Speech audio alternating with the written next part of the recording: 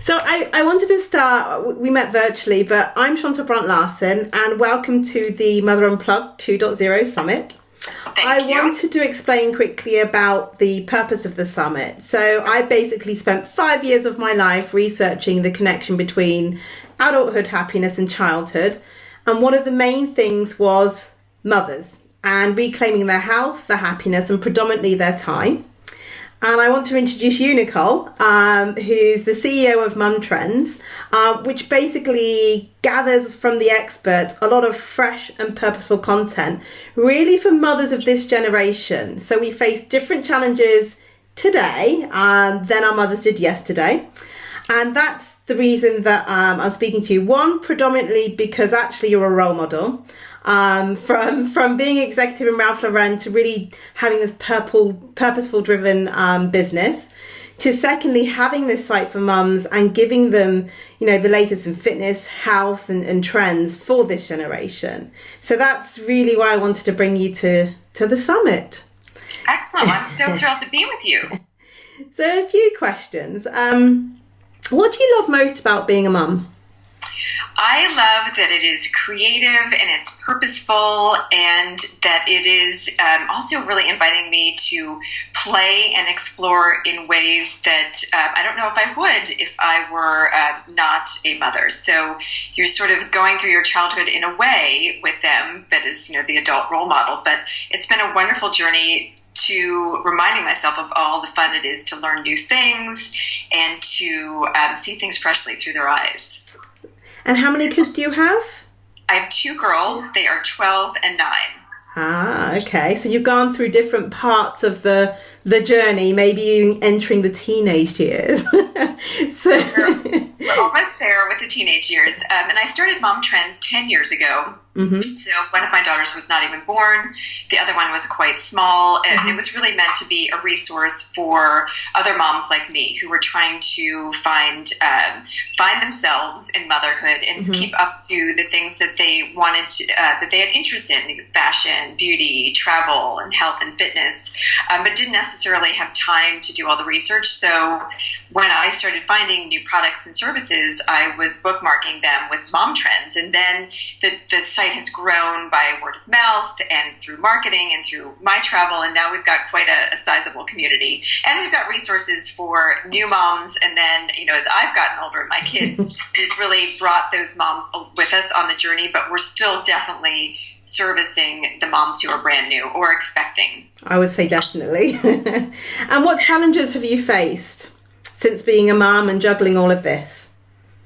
Definitely the time is the biggest challenge. And I think that, any entrepreneur faces time challenges, trying to do everything that you want to do with a limited amount of budget of both money and hours. So I think that's the biggest thing. And, I want to spend quality time with my kids. I want to develop my career and my own ambitions. And then, you want to develop yourself as a person, your outside of work interests as well. So, really prioritizing has become the lesson along the way in figuring out what really matters.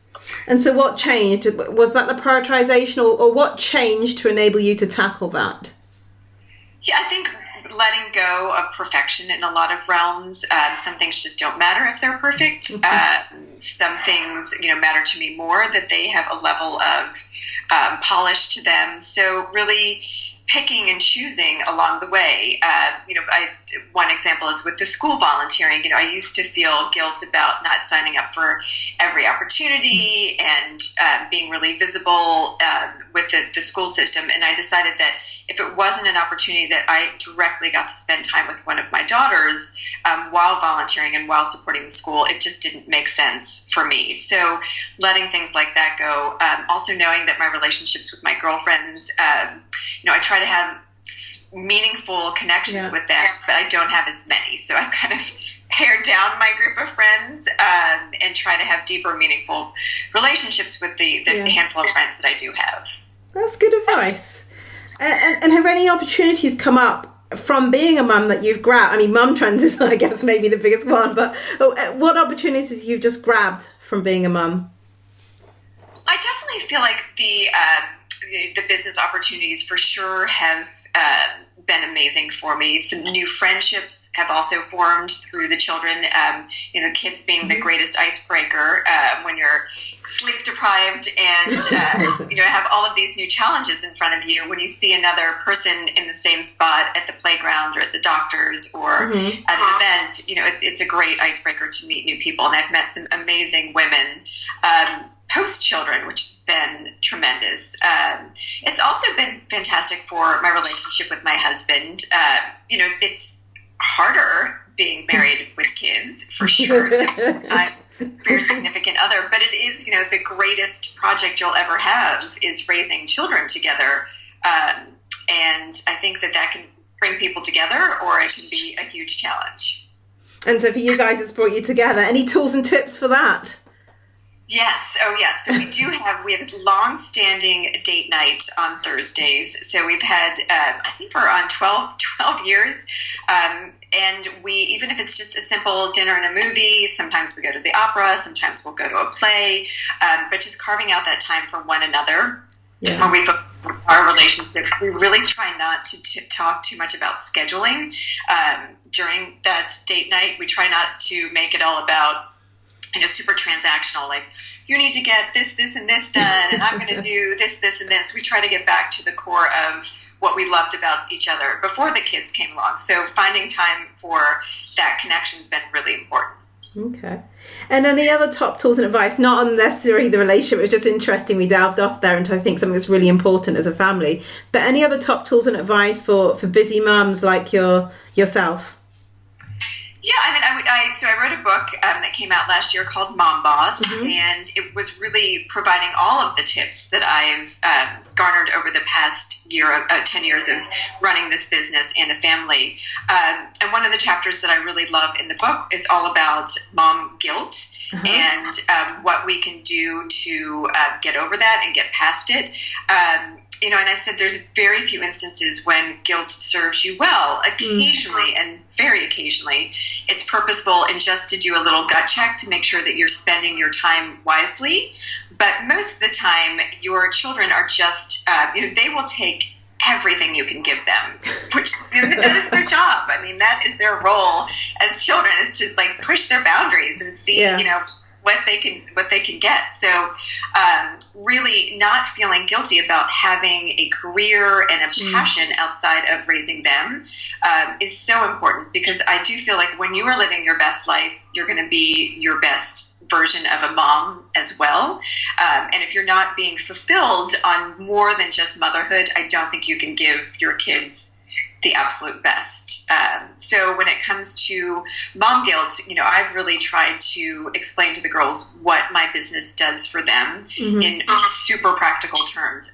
This year it paid for your school tuition. This is the amount of income that I made. I show them the statements, now that they're a little bit older. When they were younger, they used to help me with depositing checks at the bank. And I'd say, okay, this was all of the money that Mom Trends is making. And then they would see me write checks, my payroll checks, and they would stamp them and put them in envelopes back in the early days. But they were intimately aware of the running of a business and what it means to be an entrepreneur. And I feel like that is a tremendous gift. So really flipping the guilt and turning it from, okay, this is not time spent away from you just because it's fun and you're not as entertaining. It's time spent away from you because it's purposeful, it's living my passion, and it's supporting our family as well as additional families out there. So it may not be a career for everyone, but explaining to your kids in ways that they can understand how your outside passions and interests really benefit the entire family. That's really powerful, because I think that's one of the generation shifts. My mum did work, she worked part-time, but there's a huge generation shift because we go through so much in terms of university. More and more women are educated, right? But then what do you do? And there's that choice that sometimes we have to make. There's a choice that we want. It's about having that choice, but that tool to give your kids an understanding and a feel and a touch of what it means to live your passion still is actually very powerful. And I haven't done that. The benefits of sharing failures is along the way is extremely powerful as well. That not glossing over that every day as a business owner is a successful one, and not every new program we launch is fantastic. It's just as important that they see me try something new and fail.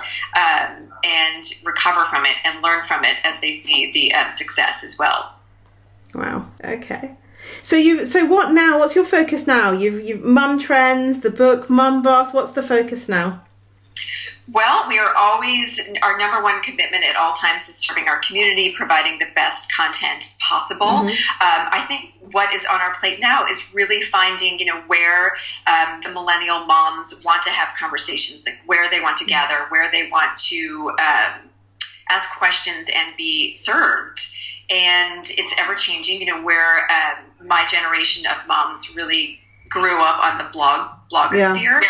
I feel like the next one, it's more scattered where they are.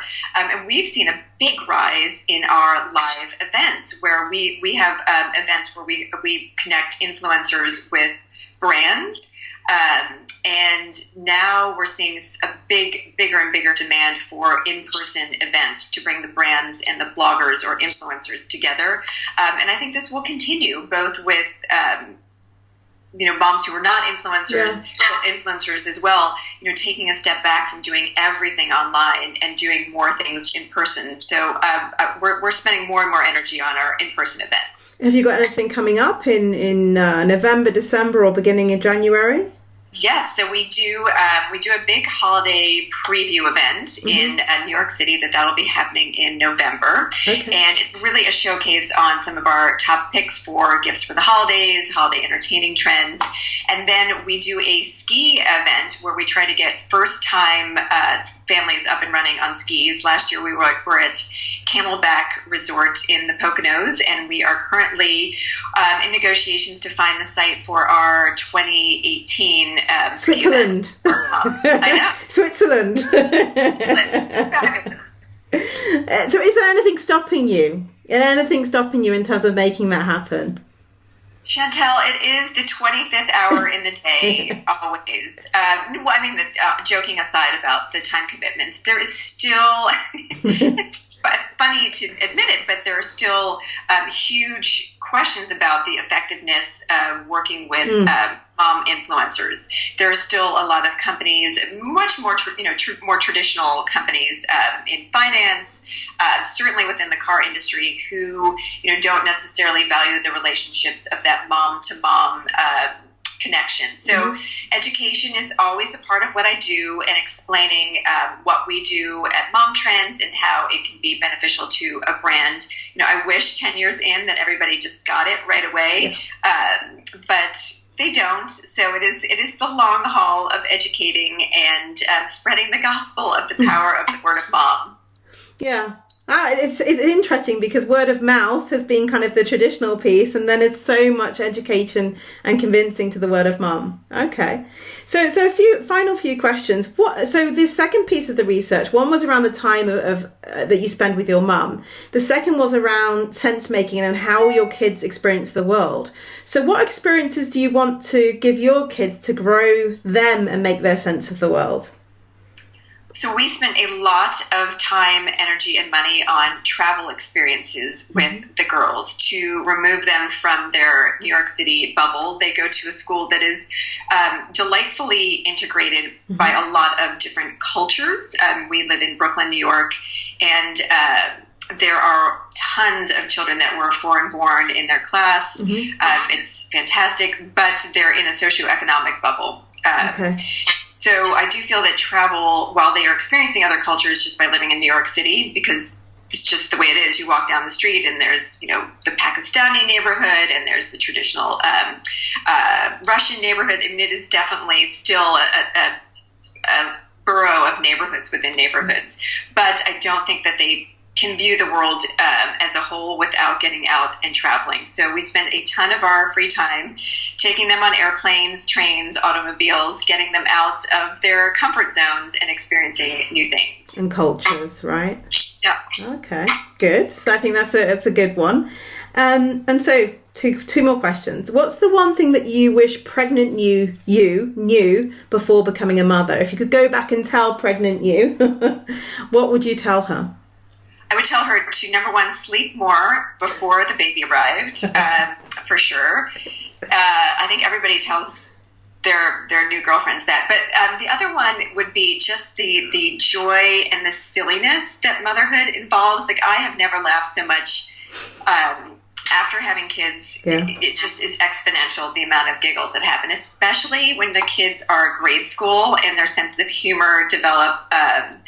It's a pretty riotous affair, this motherhood gig. So don't underestimate like the amount of joy and laughter that's coming. So it's definitely more work, but nobody really explains to you how much fun it's going to be as well.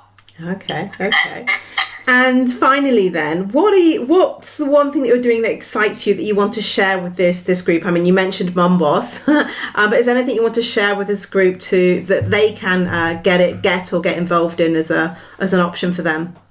Yeah, I mean, I would love to share with everyone. As I said, we're going to share a chapter of Mom Boss with everyone that is interested, wherever you are in your journey of work. So you could be staying at home right now, but thinking that you might want to go back. You could be back at a traditional job, thinking you might want to do your own thing. Here in Brooklyn, we call it the side hustle. That's all right.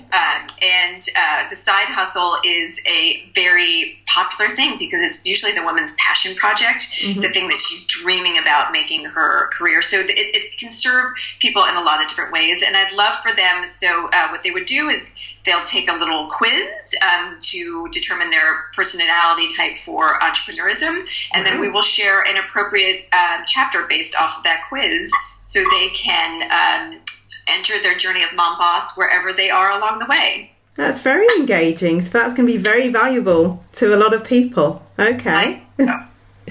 So thank you for your time and letting us talk and interview. It's late here. It's kind of, well, not that late for you, early. Thank you for the gift that you're offering and your time, and hopefully the listeners enjoyed.